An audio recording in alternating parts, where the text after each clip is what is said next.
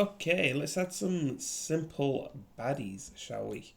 So I've just imported this UFO. Sure, it's not very pretty. Texture's quite bad, but hey ho, it'll do.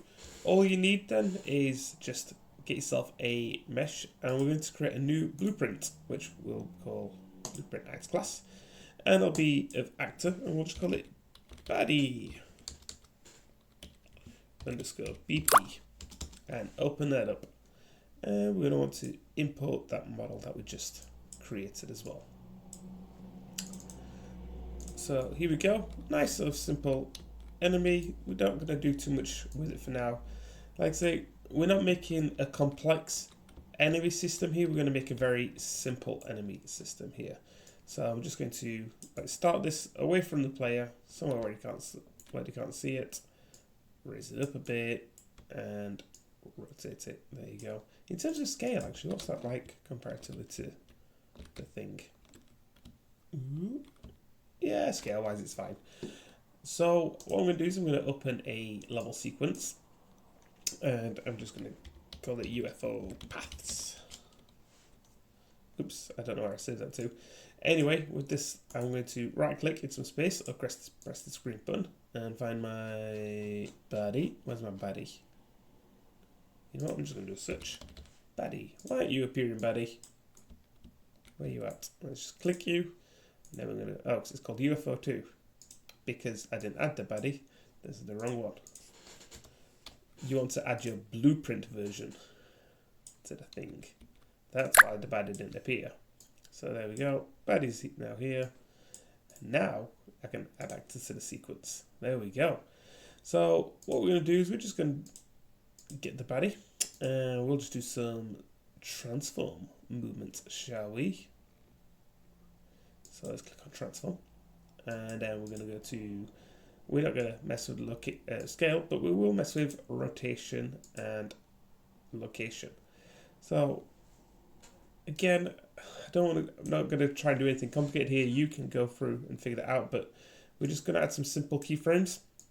So we're going to say, hey, at the start of time, you're going to be here. And then at the end of this, you're going to be back here with the same keyframes. But after a bit of time, you'll probably be over here. Let's add your keyframes. And you're going to rotate a bit as you're doing it. So we're going to add some rotation keyframes. And then about halfway through, we're going to rotate you again, add some rotation keyframes. And then we're going to move you to about over here. So it's just going to fly a little lap around there, and then hey, over here, you're gonna be rotated again. Probably help if I could see it, but I can't see it. I'll zoom in and I'll fine tweak it soon. Put you over here like so, add that keyframe, and then over time, what should happen is it'll go wee, fly around this path. Let's get a bit close to there, so let's put you over here, add that keyframe. Did I add the keyframe? No, we didn't. Let's zoom in. Just make sure its rotation is the right way. Oh my gosh. It's flying around facing the wrong direction. Put you back. You should be facing there. Like that.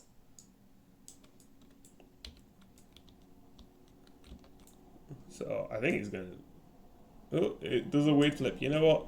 You can go through. You can clean those up and you can make those a bit nicer. But for the most part, that's sort of the process. So let's just save you and move this window out of the way and make sure that that level sequence, UFO paths, is set to autoplay. So let's click you, and then it's probably going to fly around super fast. Wow, look at it go! Oh, it didn't loop. It's because we've not got it set to loop. UFO paths. Loop indefinitely. Okay, go.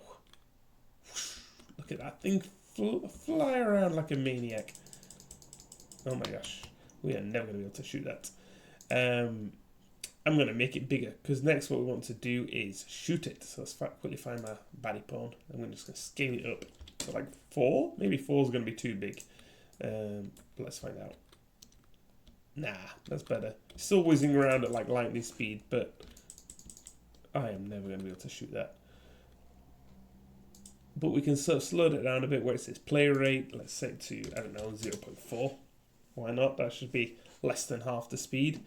And on our baddie, let's go back and let's just actually, instead of doing it on this, just to make it easy, let's give it a new sphere collision. Because at least that way I'm more likely to be able to grab it. And we're going to say, hey, if you begin overlap with, what did we call it? Bullet. I think we called it bullet. That is a good name. Where is my sphere collision? Let's make you nice and big for the sake of test. Give me a chance. If we hit a thing, let's say print string, and we'll go boom.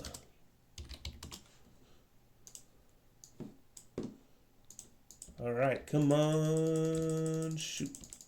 Where you at? Where you at? Yeah, it did it.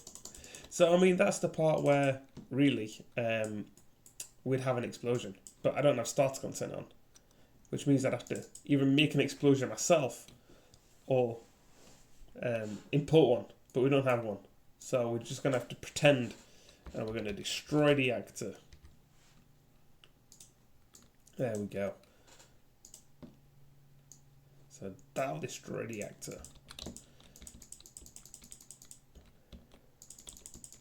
Yeah, I mean, it's really missing an explosion or a sound effect. Yeah, I don't want to make an explosion. Shall we make... Okay, before I quickly make a very bad explosion. So then what we could do is really duplicate it, you know? If all we have to do now is we could drag another baddie onto here. And this baddie could be doing a similar thing, but, you know, razzing around over here. And then we can add this actor to the sequence and basically just do the same thing all over again. So you got a couple of options with that, and that's for you to sort of play with. But very quickly, very quickly, I'm going to quickly make a VFX. No, I'm not. I'll do it in another video. That'll do for this video. So there you go, simple enemy that's going to whiz round.